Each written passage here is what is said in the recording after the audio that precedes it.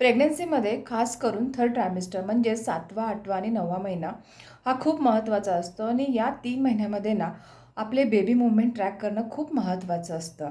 So आपण काही गोड खाल्लं किंवा चालताना किंवा झोपल्यानंतर आपल्या बाळाची हालचाल होते हे आपल्याला जाणवतं.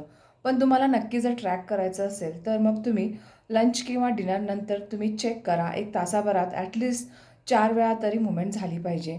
जर तासाभरात नाही झाली तर कधी-कधी 5 मिनिटामध्ये सुद्धा 4-5 वेळा मूव्हमेंट होऊन जाते.